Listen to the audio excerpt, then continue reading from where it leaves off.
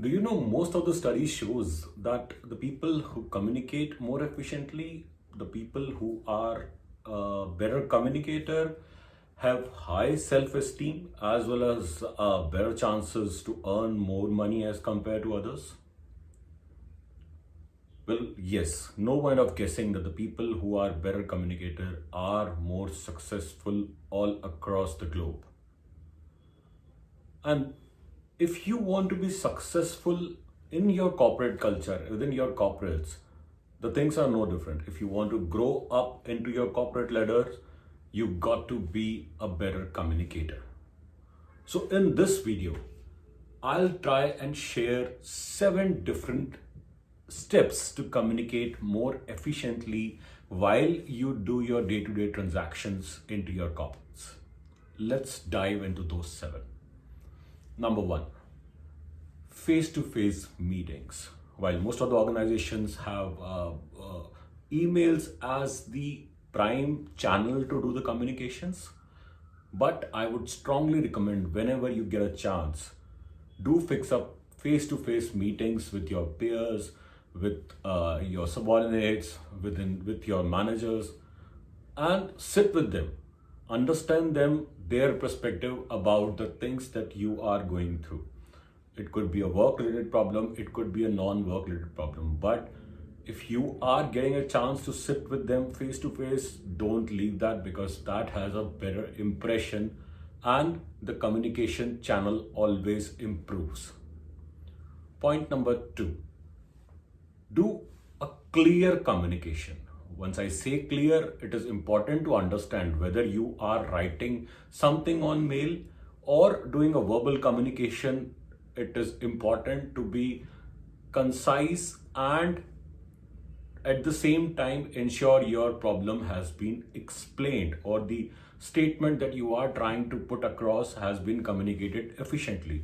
So for that, don't just write an essay, a complete one-pager essay on an email explaining each and every bit of the problem. Try to be concise, to the point, and explain the things which are of priority. One, the problem statement. Second, the actionable. Third, what is expected from the person who's reading that mail. That that cuts all the gaps and ensure that both of the people who are reading that mail are on the same page. So try and do a clear communication. Point number 3, while you are doing a communication, just ensure that it is not just a verbal communication, it is a physical communication as well. So now what do I mean by that is, a verbal communication is something what you are saying by by using your words, but at the same time a non-verbal communication, which is your body language. Just ensure that your words as well as your body language are working at the same page. You might be saying yes from the word, from your mouth, but your body language is constantly indicating that you are not comfortable doing that job. So that gives a wrong impression. Most of the times these kind of things can be read by the person in front of you, and you will be doing your job still not getting the positive communication, positive feedback from those people. So don't get into this trap and try and use body language properly. Next, point number 4, ask questions.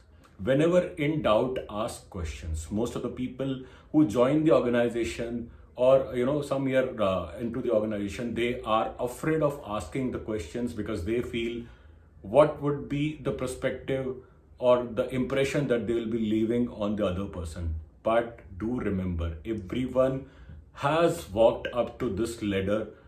The place where they are more experienced, they know certain things which are gained out of the experience. They might have either discovered those things or they have asked the question. If the time permits, go and discover those things, but there is no point of reinventing the wheel. Rather, go and talk to a person who has already done that. It is highly likely that the people who are working in your organizations, be it your peers or be it your managers, might be knowing about those. So ensure you are asking the right question to fetch the right answer and implement those into your operations. Next point number 5 is refrain from gossips. Don't waste your time, don't waste your energies into gossip, because gossip is something which has two different impact.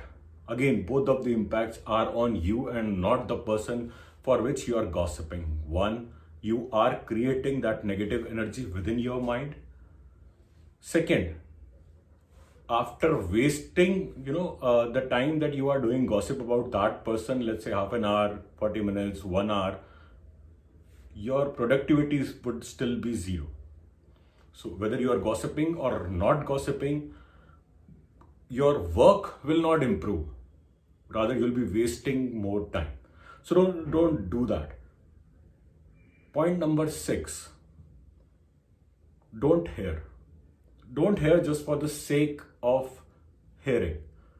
Hear for the sake of listening. While you might be physically present when you are doing a physical communication with someone, but your mind is not there. So physical presence is less important compared to your mental presence. So ensure you're mentally present during the conversations and listening to the perspective of the person who's talking to you. It is more from understanding what they are trying to put across rather than just thinking that whatever I have decided in my mind is correct. Point number 7, and which is the most important point to survive and thrive in corporate, is to ensure that you are giving a positive feedback. Whenever you get a chance, whenever you see some good work which is being done by somebody in your team or the people across your team, with your peers, your managers, do ensure that you are complimenting them in some way. And that has to be a positive feedback more than just a plain words. I would recommend that you ensure that you mean those words. You mean those words, as well as use all the possible type of communication channels which are available, be it social media, be it email communication, be it a simple handwritten note. All these impressions are long lasting, so use them at your vicery. These are the 7 skills which I just talked about. Try and implement these skills and let me know what kind of changes do you see within your approach. Thanks a lot.